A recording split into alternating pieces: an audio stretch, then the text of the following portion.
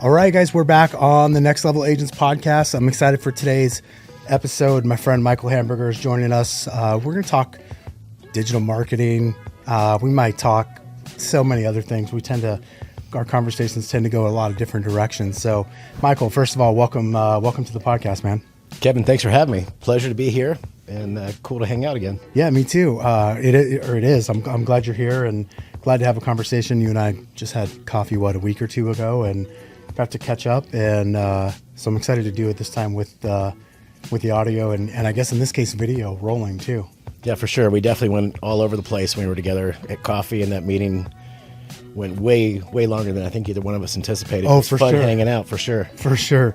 I looked up a friend of ours, Michael Burnoff, stopped by with a couple of new friends of his, and that he introduced us to. And before I looked up, I'm like, shit, I was supposed to be gone 15 minutes ago. And easy to happen, right? Right, no doubt. Speaking of easy, so let's start with some professional stuff. So, right. You're in the digital marketing space, and I think that when you say that, I think for a lot of people that means different things, or they're not even sure what that means. And obviously, most of my listeners are in real estate. Maybe they're in related services like mortgage or title, but for the most part, it's going to be around real estate. And so marketing, it's a thing, right? It's something we all have to worry about. I mean, truthfully, all businesses do. When you say the word digital marketing, let's just start with give me your definition. Talk to me like I'm one of your kids, or a 3-year-old who just doesn't know what that means yet. Well, I've got lots of different answers because it always depends on who I'm speaking with as to where they are. I always try to present what I do kind of in their terms. And as you may remember from our lunch or coffee the other day, I'm the son of a realtor. My late mother was a realtor most of my life. My stepmom's a realtor and a broker down in Florida. And so I've been around real estate for a long time. Put it into realtor terms or broker terms, we deliver either customers to websites or eyeballs to websites. It's for us, we've got a real simple formula. We call it our Ezzey Core 4, which are going to be offers, assets, audience, and traffic. And if you can combine those four, right? For you guys at EXP, a lot of times you're looking for realtors to work within your team. It's like recruiting, right? We'll put the right offer in front of realtors. It's the right time, right place. I'm real familiar with how EXP operates. I also come from an MLM background. And if I hadn't gotten involved in MLM in the late 90s, I would probably not be involved in digital marketing right now. So I got really good at recruiting people in MLMs and ended up going to work for some companies, running the MLM companies, grew them to over $100 million a year in revenue. So I got really good at that. And then I realized, wait a second, a lot of the skills that I was learning inside MLM recruiting were able to basically transform or transfer over to traditional business. And so for Ezzey, we build websites. That's the asset side, whether it's websites, funnels, chatbots. We visit it. We build a place that an eyeball or a set of eyeballs are going to visit on a website or on the internet. The offers, are we selling a house? Are we selling an opportunity for a realtor to see with the value that you and Fred's your partner, right? Yep. You and Fred bring value to the marketplace. So, what's the offer going to be? Why would they want to trade their contact information for whatever you're offering them, right? So offer, assets, audience, we're putting in front of the right people. If you're recruiting people to join your EXP team, I probably don't want to put the offer of someone who's actually looking to sell a house there. Or if I'm selling houses, I don't want to put that house offer in front of the recruitment offer. And then real simple traffic is understanding where the traffic is. It's all over the internet. There's so many places. There's content galore. How many different social media sites have popped up just since you guys started this podcast? How many have come and went, right? We've seen so many. During the pandemic, there was a different platform that would show up every single week. So real simple terms, digital marketing is we deliver clients to our customers.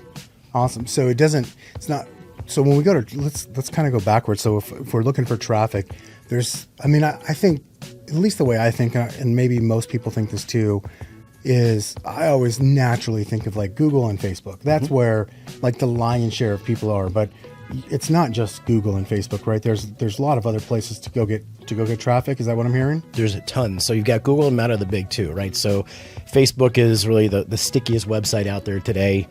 And they own WhatsApp, they own Instagram. Now they've launched their Twitter kind of competitor with being Threads. You look at Google. Google is the largest search engine on the planet. They also own the second largest search engine on the planet, which is YouTube. And for those people that don't understand, YouTube is absolutely not just a content machine, but it's a search engine.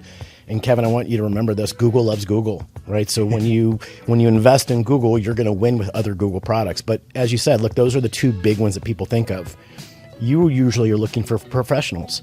So, you can look at each different platform that's out there and go, what's the avatar? What's the persona of the typical user? If I'm looking for professionals, I'm typically going to LinkedIn. And I know that makes me cringe at the same time because, my LinkedIn, my message box is filled with people that are either bots, I wouldn't say people, but lookalikes. Yeah. As well as people that aren't from necessarily our part of the world, our region, that are out doing all kinds of stuff. But it's really, again, we begin with the end in mind. And then we work that equation backwards, right? Where are those people hanging out? Who are the people? What do they need to see? And what assets do I have out on the web? So offer, assets, audience, and traffic. And any four, you combine those four and really draw a line between the two. Ultimately, at the end of the day, you're going to have a conversion. And that's when our magic works for us. Then we get in, we start optimizing, really trying to get prices down, make it so that the numbers make sense. So if I'm coming to you and let's say I'm a realtor, which I am, and I want to help, I want to sell more houses, right? Mm-hmm. I want to, talk to me about what are the first couple things I need to be thinking about, whether that's maybe before I come to you or maybe during, what are the kind of typical things you're hey, dude, what I need to know these things so I can figure out how to help you. Well, that's a great question. The first thing I would want to know is I'd want to know, what's your story going to be? What's your Genesis story? Because look, we live in Phoenix, the Phoenix market here in Scottsdale. You'll know the numbers better than me, but was it 1 out of 10 people in Arizona or a licensed realtor? It certainly feels like it. Was the numbers different now? Well, there's probably about 75 to 78,000 licensees in the state of Arizona, with obviously the biggest concentration being that here in the Metro Phoenix area. Got it. Well, so again, what's going to position you over every other person that does the exact same photo? I don't know why realtors always have that same photo. I make fun of my mom for doing that. Every realtor does. It's the realtor pose. I have one too, and I hate that pose. But the photographer's like, "Hey, cross your arms." And I'm like, "No, dude." By the way, every realtor ever, with the exception of one, my childhood best friend, who is the best photographer I know, every single photographer's like, "Cross your arms." And so body language, or what you're saying is, I'm not approachable. Yeah. I'm not, you can't get to me. I'm not approachable. Anyway, that's a different side of me, right? So again, it'd be what's the story? I've got some friends of mine that are both husband and wife. They're both veterans. Their kids are veterans. They've really played that here in the Phoenix market as that's their story. They're like Ken and Barbie, and that's kind of what they sell. They sell all American, so it depends on how people resonate with you. I'm in some Facebook groups from people that happen to be part of clients of ours that we built some realtor sites for. It's for an alumni association for a fraternity. So I see a lot of the talk that's happening back and forth from the different realtors. Going back to your original question, what do you do? Number one, I'd look to see what's my story going to be? How am I going to present myself? I've seen how you and Fred do it. You guys are brilliant at what you do. You've created a huge following. This is part of your your business model, if you will. I'm sure that there's a lot of people that they fall in love with you. They know, trust you, and all of a sudden they're like, wait a second, it's no brainer. I'm joining Kevin and Fred's team. But for people who don't have a podcast, don't have the audience, I'd start with the end in mind and say, what story do I want to tell people? Why can you trust me with probably the largest investment you're going to make in your lifetime, or one of? So, am I putting out trust? Am I putting out family? Am I putting out my religious beliefs, or whatever it is? Why do you want to do business with me? And, by then you're really creating that persona online, making sure that you have the assets to go along with it, right? So people, when they're looking for you, they're going to find you. When they do their due diligence, they're going to find you, and that nothing's going to be out of congruency for them. So I know my opinion on this, and but I'm more interested in yours because you're the expert. You gave a couple of examples of Ken and Barbie. You mentioned religion, and you mentioned also being a veteran. So right there's a few different niches, if you will, or personas, to use the word that you used. Do you ever? I think a lot of people worry about okay, so should I be all like, do I need to draw a line in the sand and be like, hey, this is really the avatar I'm going after, and so I'm going to do this, and it's okay for the few people, or maybe even a lot of people that don't like me, because there's going to be the right ones that do. Is that the mindset? Well, I think it's people are going to resonate with what they resonate with. So, and as humans, we usually resonate with like attracts like. Yeah. You know, you and I used to bump into each other at school. One of the things that we had in common was our kid went to the same prep school, right? Yep. So if you were looking to get into that community, you'd probably want to play that up a little bit more. You know, everybody can do a VA loan, right? Most people can do a VA loan. Most realtors can sell a house that's going to be funded by a VA loan. They just got the right mortgage company. So, you know, I don't think you could overdo it, but you want to make sure that they're not going to be incongruent or opposites of each other. If you're using religion as part of like, hey, I believe in this faith, not that we need to get into a faith conversation today or yet, but if you believe in that faith, what you're putting out there shouldn't go against it. Yeah. Right? Well, so the biggest lesson I had on this, I'll never forget, was 2009. And in 2009, we started filming video blogs. Yeah. And it was the Gary Vaynerchuk book, Crush It, just came out. I read it on Friday, bought a camera on a Saturday. The following week, we had a video blog up. And what we learned is we were getting a ton of business from that. And listen, this is the way I dress. This is the way I dress. This is how I go to work every day. Me too. And I remember talking to our at the time digital marketing guy, the guy that set up all of our websites and just did everything for us on the back end. And I asked him, I was like, Drew, dude, do I need to, like, should we wear pants and like nice clothes and stuff for these videos? Because we were making education for agents. And then what we found out is like homeowners were seeing these videos because they were out searching for information on how to do short sales. And so he's like, no, don't. Because here's the deal. This is what you dress like at the office. And so if someone's going to disqualify for you that, let them do that on their own time while they're watching your video, rather than when they meet you for the first time and going, wait a second, that doesn't match up. And that was literally 2009. That's just always stuck with me as like, hey, you definitely got to be who you are kind of at all times, whether on camera or not. Yeah, I prefer the authentic self, you know, because again, look, this is the way that you dress all the time. Is this if you're going out to show a property, is this how you dress? Yeah. Okay. You're going to meet a potential client to sign a letter of intent for the first time. This is how you dress? Yep. So why would you want to be anything other than that? Yeah. Now, I know that a lot of realtors, they're really concerned with what they drive. They don't want to be the one of the agents that shows up that's in the, not in the Range Rover, not in the Mercedes, not in the high-end car. I happened to hear a story recently about a guy who's driving a brand new Hyundai, whatever their SUV is, Palisades, and felt like, man, I can't go to that meeting. There's a Porsche and there's a Range Rover and blah, blah, blah. I'm like, who cares? But look, the reality is I think that you've got to be authentic to who you are. And that inauthenticity, I think, has a stench to it that people can sniff out real quick. So if this is how you dress, I'd say rock it, show it up there. If people are going to judge you, look, now we're in Scottsdale. If people are going to judge you for what you're driving or what you're wearing versus what your actual product, your throughput is, which is you sell houses and you've built a hell of a big team to do so, and you guys have had tremendous success, I'd say be you.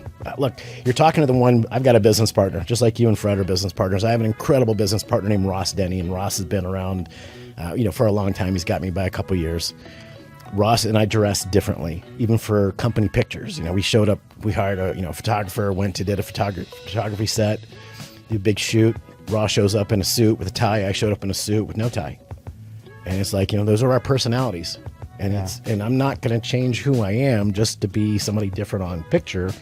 That means I don't get a client because I wasn't wearing a Windsor knot tie and happened to be in a really cool suit. Okay. I'd rather know now than later. I'm impressed that you said Windsor knot. I guess that's like a way that you tie your... certain tie, yeah. I mean, I can tie, look, I can tie a Windsor, I can tie a bow tie, I can do all that. But those days, I don't want to wear a tie anymore. I'm not even going to wear one. I didn't wear a tie to church yesterday on Sunday to celebrate Mother's Day. I was dressed probably pretty close to this. Yeah, I mean, this is consistent with every time I've seen you for the most part. We live in the desert where it's going to be 100 degrees this week. Yeah. Are you showing up to stuff in a wool suit, fitted or not? No, probably not. No chance. Right. That's good. So I appreciate that. I think that's something a lot of realtors think about when they think about marketing and putting themselves out there, especially if they haven't done a lot of that, right? Let's go backwards for a minute. You kind of teased it a little bit, but you've got an MLM background, and was having success in that like how you found your way into to becoming an agency on the marketing side, or and like how did that come together? Great questions, man. So yeah, I've never really shied away from it. I'll sit down with companies like, I've got a client that's a $4 billion insurance company, and one of the first things I bring up is like a lot of this guerrilla marketing I learned by promoting MLM products. Now, EXP, by definition, I would say you guys say it is or is not an MLM. I mean, I say it has aspects of it because the product is, we all sell houses. Mm-hmm. And so there's no like product to ship, if you will. We're selling the same thing we were, but absolutely there's a financial component that mirrors that of an MLM. To me, MLM's not, for some people it's a bad word. For me, it's not a bad word. I'm fairly neutral on it. If anything, I'd be positive, because I think anybody that can go and build an MLM, and listen, I know there's people that probably do it where it doesn't feel as great when you leave the interaction.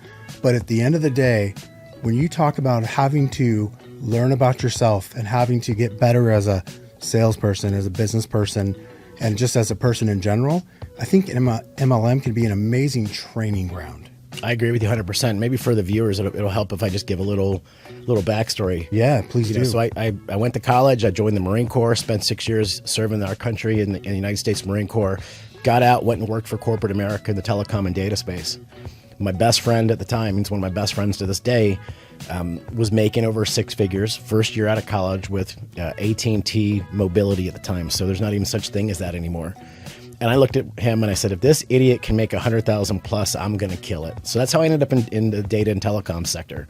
I was working for a company called MCI. You remember MCI? Oh, yeah. Now they're known as Verizon, but back in the day, back in the early 2000s, they got in trouble for cooking their books.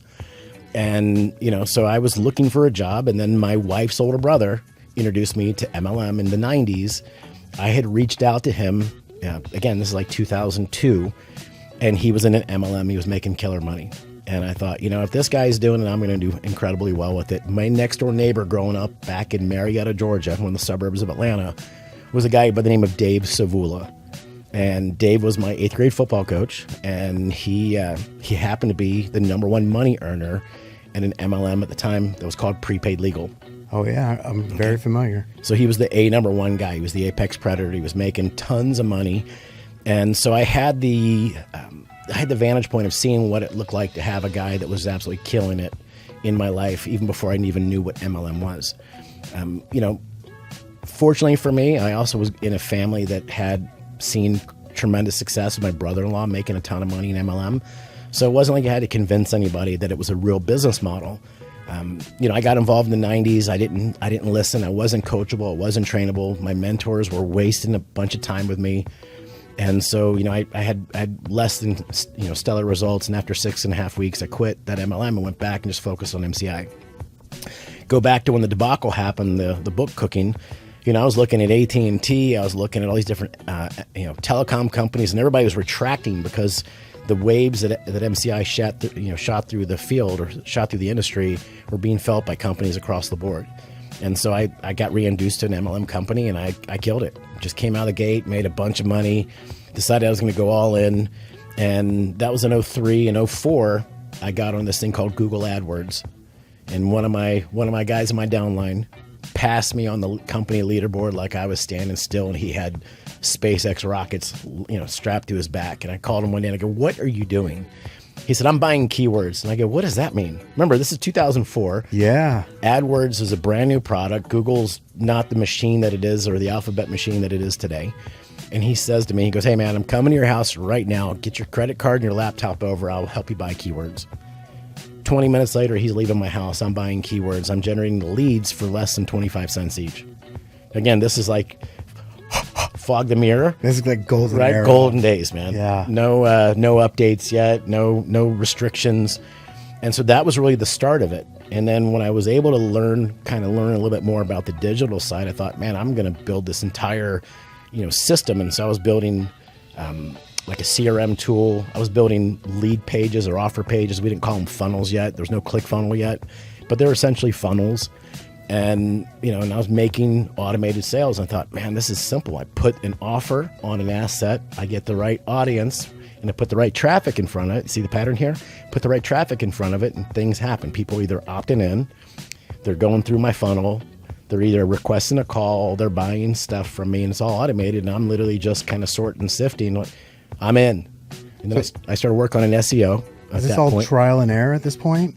Yeah, I mean, it wasn't as expensive as an error as it is today. Yeah, it's big money now when you do it wrong. Well, yeah, you can, and it depends on the niche, right? Depends on what the niche is, especially as well as what the trinket is. Like your trinkets are multi-million-dollar or multi-$100,000 homes, right? So it's not like you have a whole lot of wiggle room to mess up on that deliverability side. But also when you look at the cost of traffic today, it's probably a lot more expensive, 10 to 100 to 1,000x what it was back then. Remember, I was generating a sale for less than $1. Wow. And those sales were putting $1,000 checks in my pocket, every single one. So how many dollars are I willing to put in the machine? Well, I put $10,000 in that first year just to see, and it was, the numbers that came back were incredible. I'd love to be able to do that today, but that's a different game, different place. Yeah. I want to go backwards for a second. Sure. When you made the decision to go all in on MLM this time, what was it? Was it like because the MCI thing fell apart, like backs to the wall type of moment? Or was there something that made you realize, hey, I'm suited for this. I have whatever, I can make this happen. Was it like that, or was it just one of those moments in life, like a lot of us have, where it's like, shit, my option is to succeed. I literally have no other option. Was it one of those moments? Well, it wasn't a burn the boat moment. I was still making good money at my corporate job, but I got involved in personal development. So before I got into personal development, there was a lot of professional development. Like I thought that taking the Miller Herman or Herman Miller, whichever one's the sales training and not the chair, taking the Sandler Institute stuff and DEI management from Steve Schiffman, and a lot of professional sales development. But when I really got into personal development, I was exposed to guys like the late Bob Proctor, and Zig Ziglar was a name that I knew, but I didn't really know why I knew it. My dad had been brainwashing me as a kid with all kinds of personal development. So I get into this MLM, I get into personal development, and I sat down and I wrote on a little card about the size of a business card my goals. And my goals were, in 180 days, meaning 6 months, I was going to be able to make at least $15,000 a month. And when I made $15,000 a month, I'd quit my job. So I write this down, but I write it all in the present tense. I'm so happy and grateful now that I have earned $15,000 monthly. I retired myself and my wife from our jobs. At the time, she was just my fiance, and all the different things. And so, a couple weeks into this, 3 weeks into this, my wife comes to me, and at the time my girlfriend says, hey, we made some money last week, probably more than I'll make in a month. Can I quit my job? And I was like, yeah, we're all in. Sure, do it. Now, I still have a job, right? This is day 21. So this is Sunday before the day that I actually walked in to quit. I leave for work Monday morning, and I'm talking to my wife over phone. This is before text was back then. I remember we had to push like BBB to get to a C or whatever the letter was. So she sends me a text, and she's like, hey, I think you've made more than your goal card said you would on your when you're going to quit your job. So let me just ask you, are you the guy that you say you're going to be, or are you the guy that can play it safe? Is this your wife that said this to you? It's my 105-pound wife, like powerhouse little chick. And I'm sitting there, and I'm pissed. I'm so mad. I'm sitting in my cubicle in Atlanta, Georgia, right at 285. Right? I can see the Powers Ferry building in my mind's eye right now. And I'm thinking, what? The audacity. Like, she already quit her job. What's she asking me for? And finally, I called her and I said, meet me at our townhouse at lunch. And man, I drove home. I was freaking pissed, but I was really scared. I wasn't pissed. I was more scared. And I get home and I said, listen, I'm going to quit my job. I'm going to do this. And it was like I was looking for an effort, like her to affirm what I was doing or acknowledge what I was doing. And she was all in with me. She's like, hey, dude, you get to either be the guy you say you're going to be or the guy you are right now. Which one? Dude, she just hit me right in my heart. And so I'll never forget, I'm on my corporate computer. I dragged all my personal stuff over to the Microsoft trash bin. And it was like my hands were shaking as I went to hit empty trash. I wrote my resignation letter right there, drove back to the office, handed my credit card, my parking pass, my building pass, and my resignation letter in the computer. And they were like, really? You're really? Most people are just glad they have a job right now in this downturn. It's like, here's my 2-week resignation, effective immediately. The guy's like, so what does it take for you to leave? I mean, for you to stay? I said, you have to guarantee me $500,000 this year. Like this asinine pie in the sky number. And I think he kind of got a chuckle. And I went back and started cleaning out my cubicle. And he comes over and he goes, hey man, because there was a lot of organization change with all the downsizing. And he's like, hey, the GM from Orlando will be here at the Atlanta office tomorrow. Can you come back in to resign with him officially? Sure. So I do the same thing. Great guy comes up. I resign. And he's like, hey, by the way, Lane, our VP from Austin, regional VP, is going to be in town tomorrow. Could you come in tomorrow? Like, I'm thinking I'm the butt of the jokes. But I think they're all blown away that I was literally doing this. When I came in on Wednesday, one of the guys that I work with had just signed like this huge wholesale deal to be part of Sprint's backbone for Sprint PCS back then. And he's like, hey, I guess you knew you were getting fired today too. I'm like, dude, I resigned 2 days ago. That MLM that all you guys were making fun of me like 2.5, 3 weeks ago, I'm killing it. I don't need to work here anymore. I'm going to go do full time. And he's like, wait a second. I got fired like 25 minutes ago. Can I buy you a cup of coffee? An hour later, he was on my team. Right. So it was just like, it was all chips in. It was really me making more of a proclamation to myself of who I wanted to be and who I was willing to be. And, as old Andy Andrews talks about, if you're familiar with Andy, from Traveler's Gift, talks about, burning the boats. I was burning the boats when I turned that stuff in. I thought I was the butt of the jokes, but I think they couldn't believe, because I wasn't operating my MLM in secrecy. I came back, I was on a snowboarding trip in February. I quit in March, but in February I went on the snowboarding trip. And I tell everybody in a Monday morning meeting, all my fellow sales guys and a bunch of guys, like jerks, run over to the window. They're looking out. They're like, we don't see your pink Cadillac, right? They were making Mary Kay jokes because I joined an MLM. Well, 3 weeks later, I'm the guy walking out because I'd made my monthly income already. I'm like, I don't need to be here anymore. And it was, it was a scary moment. I'm glad I wasn't married yet. I'm glad I didn't have a couple kids yet. I'm glad I wasn't, the head of a household. I was really just, the head of an engaged couple. But man, perfect timing, perfect place, perfect space. And the outcome has been, it's been a hell of a roller coaster. That's for sure. Good one too. That's awesome, man. So how long did you spend focused purely on building your MLM business versus when did you, just deciding to go into the agency side of things? That's a complicated question, so I'll give you a complicated answer. Cool. I worked at the MLM space until 2009 full time, and in 2009 I was pulled to the corporate side of things. So I went and became a vice president of sales and marketing for an MLM company that had gone from 100 million down to 20 million. A lot of it had to do with when Google came out with some of their first updates when they were kicking off replicated websites and MLM offers and stuff like that. It wasn't Panda. I can't remember the update name. So they wanted to bring in a guy that was traditional, and I went from being in the field to now being a guy that was responsible for all these families. And it was a huge responsibility. It was a great move for my career personally as well as professionally. Being able to grow that company back over the $100 million mark. And then in 20, worked on the corporate side of things, went back in the field, got mentored by a guy that was the number one money earner in MLM at the time, and worked with him for about a year, and then went back to the corporate side of things. And then in 2017 is when I started the marketing agency. But what's important to know, Kevin, is that I started using the digital marketing avenues and a lot of things that we do at Ezzey now, back in 2004, both for my own benefit, as well as I built a CRM tool that had all the tools and whistles and lead gen. And that was when we were really deploying a lot of that at mass scale for other people to use and to buy in. I started a lead company by accident, had the CRM tool. I was outranking the company for SEO even before I even knew what SEO was. One day the CEO of the company I was with calls and says, hey man, you outrank us for every company name, every company title, every company rank, every award.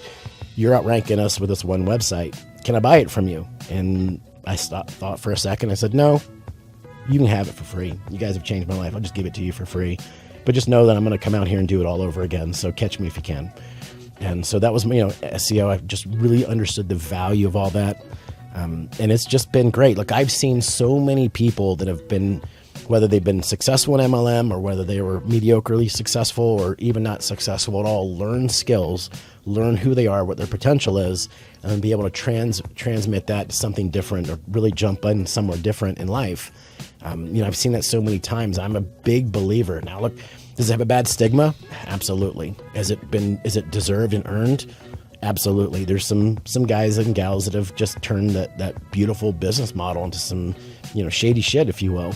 And so it's no different than real estate or any other place. Look, I grew up with my dad being in the car business. Does car business have a shady? Absolutely. But it doesn't stop anybody out in the car out there for having cars in the parking lot. Yeah. Used car salesmen get the worst. I typically only buy used cars, except if you're trying to buy during the pandemic. Don't get me started about that. But it's all what you make it. It's what you believe in. It's what you focus on. I wouldn't change a thing, probably. Cool. What when you think about marketing, I mean, gosh, it's evolved so much. You talk about getting leads for a quarter and basically closing sales for $1. Getting deals for $1 back in the early days, and it's so expensive now, right? To go out and to probably properly launch digital marketing campaigns. What do you see as maybe first of all, it's two pieces.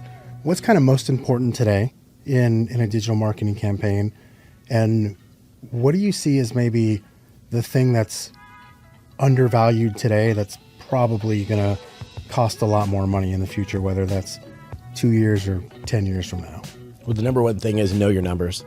Know what every bit of the equation is. As we say inside Ezzey, it's got to make sense before it makes dollars.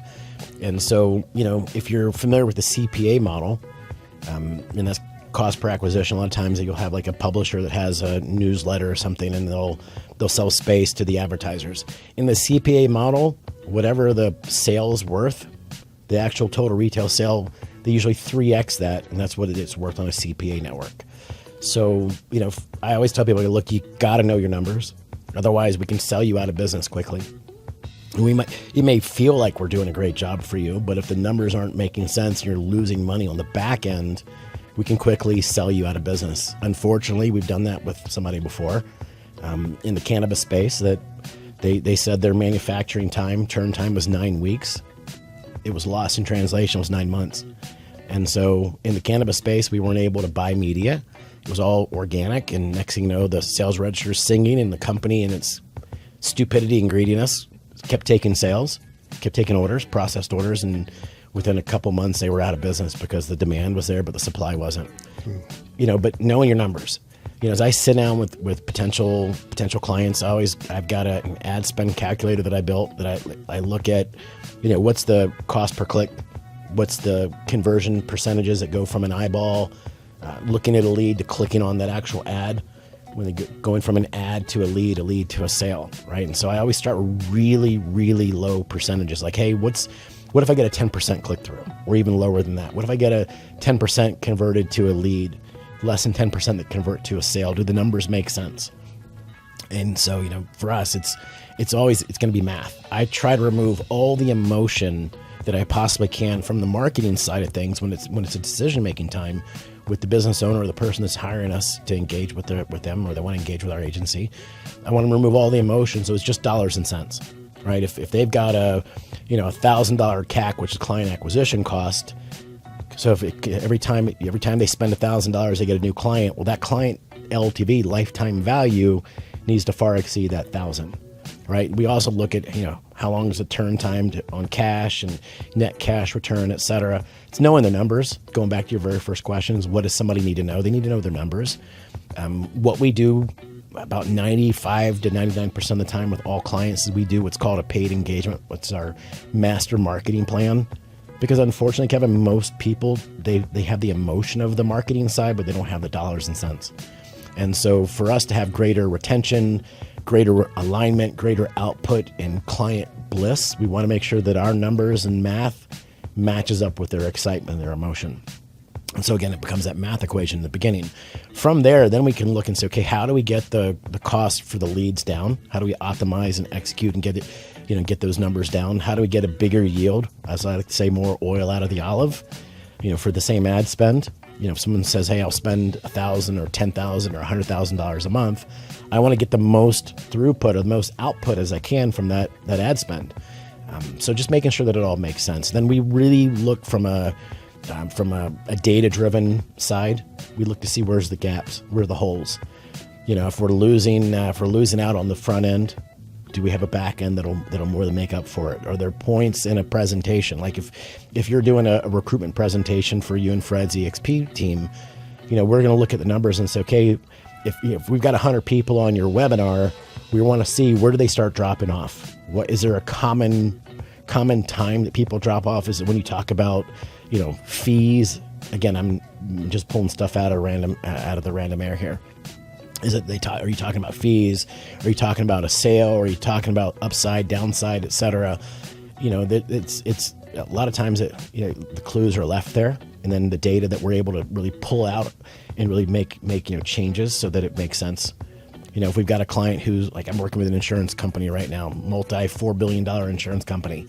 Part of our presentation is we're recruiting other insurance agents for these guys that are already licensed, that are not captured agents that only work for one company, right? So we're looking at everything. Like, hey, when they're coming in, what's the commonalities? Or they have this company, that certification, et cetera, commonalities. And again, it's got to make sense, got to make math, right? Got it. And your second part of the question, I honestly forgot. So if you ask me that again, I'm happy to dive in. And then this one is more of a, like, maybe it's a guess, maybe it's not. But is there anything out there right now that I would say is, I call it undervalued, that one day in the future you could see it being like the difference maybe of like where we went with AdWords, right, versus the way it is today, 25 cents for a lead versus, in a lot of cases, probably a hell of a lot more than 25 cents.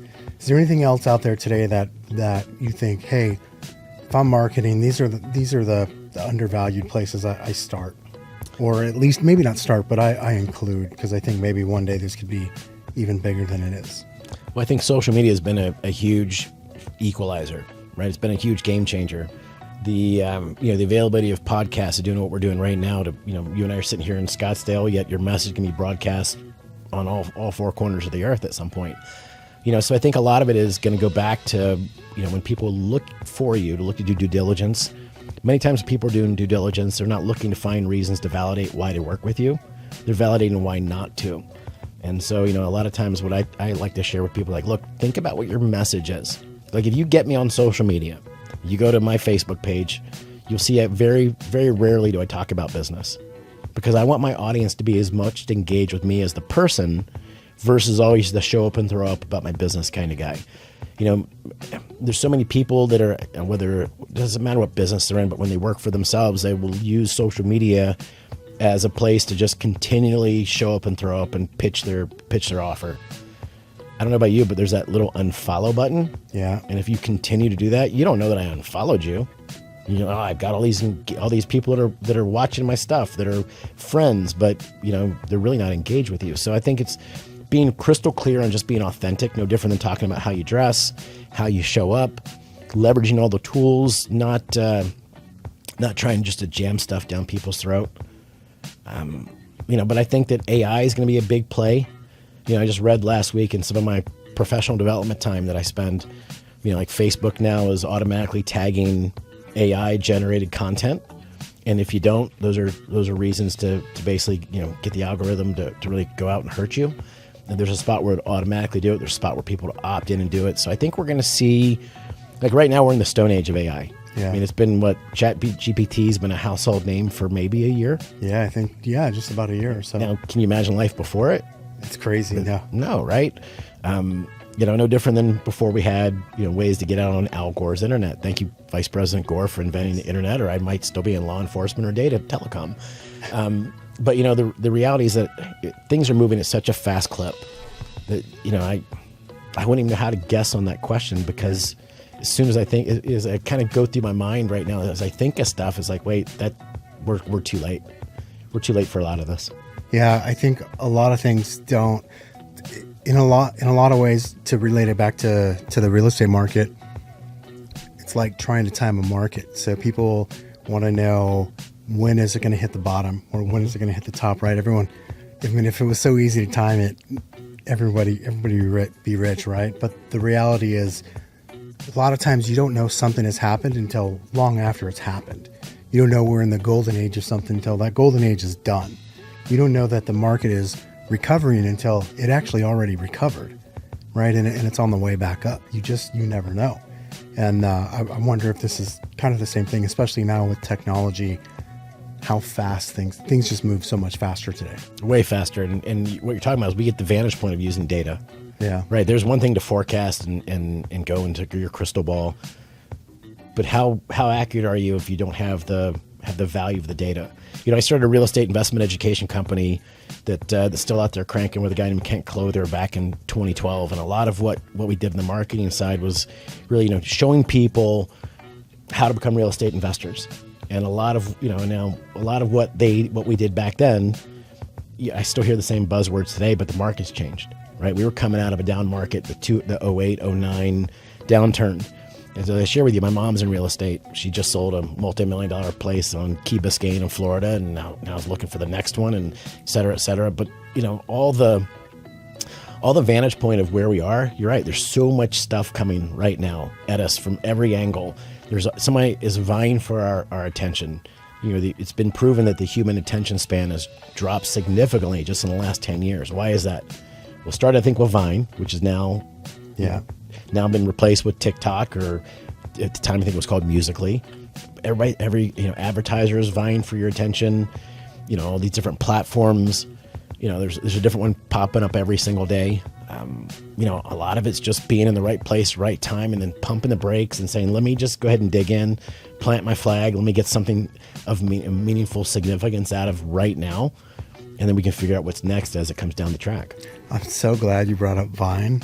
I think Elon's going to bring it back. Twitter owns it, or X. I have a hunch it's coming back. I mean, maybe it won't look like it did. Maybe it won't just be 6 seconds. But I think what TikTok has shown every other social media platform in the United States is like they're kicking everyone else's ass on an algorithm from an algorithm standpoint. And I think Vine was probably the closest thing to that natively. Mm-hmm. So I wouldn't be surprised at all. I know Twitter's been really big recently about increasing the length of video that you can upload. I wouldn't be at all surprised to see whether it lives inside of X/Twitter or becomes a standalone app again one day. I bet on Elon Musk every day. Doesn't matter what it is. Same. He's an acquired taste for sure. I was an early adopter with Tesla years ago. Back in 2015, I got a Tesla, and just, man, everything that guy has done, he's got the Midas touch. And I think that as an African American, he's done more for freedom of speech for Americans than anybody in my lifetime. So I'm happy to pay for my blue check mark on X, formerly known as Twitter. Same. Elon, you could raise the price, and then many of us would probably pay more just because we love what you're doing and keep up the good fight, dude. But the reality is that everything is just changing at such a fast clip that by the time you're an expert in something, there's something else that's going to be out there. My kids got into Musical.ly, and I was a dancer with hanging out in their videos. I'm a dad. I'm a daughter. A girl dad, like yourself. And so just, man, I learned so much from these kids, even what's happening right now. It's like they tell their friends, "Oh, my dad's a digital guy, so he's kind of hip." But I'm sure you learn as much about what's happening right now from your beautiful daughters, just like I do.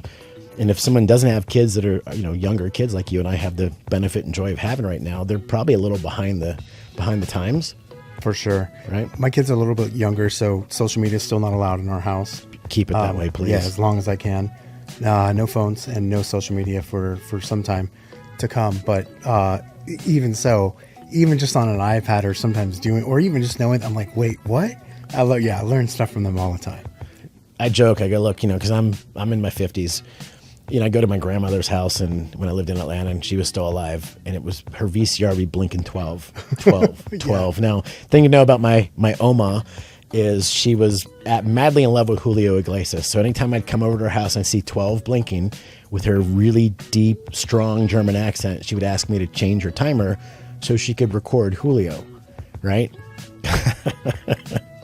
It's hilarious, but I use that same VCR analogy with my kids because, my wife will ask me a question, and she's not on, all the apps like I am all day long. And I'm like, just ask your 17-year-old, ask your 13-year-old. They'll fix it for you. And sure enough, they do. It's like me fixing my Oma's VCR. Yeah. Yeah. It's funny how, how natural and intuitive that comes to younger kids.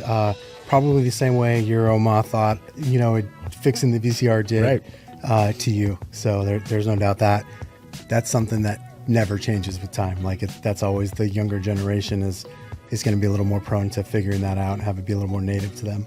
Oh yeah. Well, think about the thumb speed that these kids have these days. Right. And I missed the video game I think I was just a little too old for Nintendo. My younger brother, who's 3.5 years older than, was like big into Zelda and all these different Nintendo games. My favorite toy was called Outside. Still is in my 50s. I still love to go outside, but man, there's so much that we can learn from these kids. Now, I applaud you for keeping your kids off. We gave our oldest a phone at 8, but it wasn't anything more than just, at the time, it was basically an iPhone without service so that she could be on the games and the apps. This is 9 years ago. Hindsight's 2020. I would have kept her off it a little bit longer, just from one dad to another. Yeah. No, you don't think about it until you have to think about it, right? Yeah. And first of all, my kids have watches because I do want to be able to get in touch with them. Like that's as much for me or more for me than it is for them. However, the untethered access, that's the part that, I don't know. I just started asking people questions, right? I think being a little bit younger than you and having kids a little bit younger than yours, like it's like I always learned a lot more from my brother getting in trouble. And like I just didn't do that, right? So I always try to take advantage of that whenever I can in any part of life. And I agree, man, it's scary. There's not a right way or wrong way. I just saw one of my best friends, their kids, not much older than my kids, has a phone, is on social, and I'm like, I thought about it. I was like, man, I wonder if that was a tough decision for them. I'm not here to say it's right or wrong. I just know what's right or wrong, or I should say what's allowed inside my four walls. And to me, that matters. And I want to keep my kids young for as long as I can, right? While we do have the time. Hold the innocence back as long as you can. Yeah. Right. And like you, I had mentors and people that I respected when my wife was pregnant with our first. We went to some of the parents that were in our circle that we really respected the way that their kids were, or how, we asked for, like, what products do you use? What are these different products you use? Just in the birth, 0 to 9 months. And we got, moms that would give us a list of, here's all the stuff that I use. And then, I was talking to dads and asking questions. And, fortunately, I've been around a lot of smart people over the last 20 years, and got great insight, and asked questions and asked people, hey, what are the things that you would avoid? It's just been, look, there's no right way or wrong way. I was raised, I'm a millennial. No, I'm sorry, I'm Gen X. I'm a Gen X. So apparently we're the last generation to not have the internet, first generation to have the internet. I grew up in a suburb of Atlanta called Cobb County, Marietta, East Cobb. And my mom went to work every day. My dad went to work every day. So we were latchkey kids. I didn't have a way to track. Today my wife was like, where's the kids? Grab your phone. We've got all these different apps, Kevin. We've got Bark, Circle, things that kind of make sure they don't have open access. We've got Life 360 when my now 17-year-old started driving. These kids already share their location. When I asked my kids, hey, Life 360, you need to download it. They're like, we already have that. Why? Because they all share their locations. Now, growing up in a neighborhood where I did, you knew where all the kids were because there was a pile of bikes in the front yard, yep, on the grass or in the parking lot or at the pool. But my daughters can open up the phone and say, yeah, Bob's here. Like, we were snowboarding up in Park City for spring break. I took both my daughters up to Park City to go snowboarding. And my oldest is like, Dad, I've got 3 friends that are here in Park City right now. I go, how do you know that? Did you guys talk? She's like, nope, they're all in Life 360. 24 hours later, we're all on the hill together. I'm hanging out with another dad that I, really enjoyed hanging out with, and his 2 daughters and my 2 daughters, and we're snowboarding all because of Life 360, because of technology and apps. That's right? Crazy. So it's really crazy. It's really cool.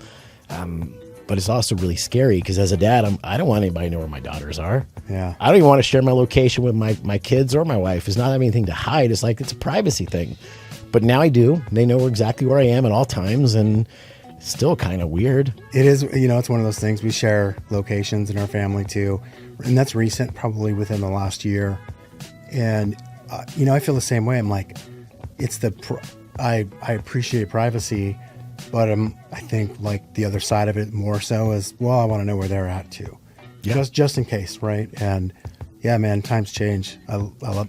I'm a Gen Xer as well, just on the cusp of it, and same. It was wherever the bikes were. That's where we all were. And I mean, my mom didn't text me to come home or call me. Like, she literally went outside and whistled. My mom could whistle super loud, so if I was outside, I could hear her no problem. Most of the time, even if I was inside someone's house, I could hear it. But if not, like, my friends' parents would be like, "Hey, Kevin, your mom just whistled. Must be time to go home." And life is glowing. Different. You're glowing by as you share the story with me. Yeah, it's funny. It's just one of those things I remember about being a kid. My friends and I were always outside. We get home from school, we're going to drop our stuff off, get on our bikes, and we're either playing a sport or riding bikes somewhere, doing whatever. And that was like, that's how you knew it was time to go home. It wasn't like, some people had the street lights, that was their warning. I had a whistle. My mom could just whistle super loud. I was a streetlight kid. Yeah? Yeah. Yeah. Yeah, my mom was in real estate. So she was, and even, and my mom passed away in 89. But kind of towards before she died, she was an on-site realtor at like a, big neighborhood where she was the on-site. So I knew that at a certain time she was coming home, unless she had a client or, potential customers walk into the construction trailer or the model. But we knew it was like, get your butt home. You want to be there when mom rolls up. Same thing when I lived at my dad's house. He would at least call. My dad was in the car business. He would call and say, "Hey, I'm leaving the dealership now." Right. So that was kind of the cue. But growing up, it was always the streetlights. What's it now? Now, we text our kids, "Hey, I see you're at wherever." My kid yesterday was like, "Hey, what time do I have to be home?" Or Saturday night, "Time to be home." Here's the time. Boom. She comes rolling in. Almost like she looked at her app and knew exactly how much time it was. I'm like, it's 59 after. I hear the alarm go off because the door opened. I'm like, man, she just cut it close, right? But they know with all this technology what time to be home, when to leave. Us, it was like, all right, I think I can make it home in 15 minutes. Yeah, now like, right? Like if there's traffic or something like that's going to be in the way, like, do I got to leave a few minutes early or take a different route? Now Yeah, as long as you avoid the 101. Seriously. It's been a mess now since like Christmas time. I'm ready for that to be over. I'm on my second windshield right now. Getting ready to get a third windshield just from the 101. So I try to avoid the 101. For those of you who don't live here in Scottsdale or in the Phoenix area, it's our perimeter, and it's always under construction. And where Kevin and I happen to live, we live not too far apart, but where we live, there's they just ripped everything up. So we've got... It's like that whole top layer they just ripped up, and so... Good luck. Yeah, lots of with the bump signs. Good luck. Yeah. Right? I've got a chip right where my head-up display is on my car right now, and it's just driving me crazy. That's annoying. Absolutely. I just replaced the windshield not too long ago, so... Yep. I get it. All right, dude. We're about done. First of all, anybody who wants to reach out to you, whether it be for digital marketing help or even if just to like catch up with you, kind of see what you're about, what you're doing, what's the best way for people to do that? Well, if you want to see who I am as a person, I'm on all the socials, Michael Hamburger. If you want to see who we are as a company, go to Ezzey, and it's Ezzey, Ezzey.com. And that's our home base for everything, the company side. Yeah, there's a lot of content out on the internet and all kinds of stuff, and you'll find us pretty much everywhere. Not hard to find. Awesome. We eat the dog food we serve. You should do that. A lot of content. I've been thinking about putting these podcasts together, as you and I were talking over coffee the other day, so I'm really grateful you invited me on to hang out with yourself and hang out with all your listeners. Yeah, man, I'm glad you're here too, and it's a fun talk, and maybe we'll do it again sometime. Let's do it again. Especially maybe on your show too. Let's do it, for sure. Awesome. All right, guys, we'll see you next week. Have a good one. Cheers.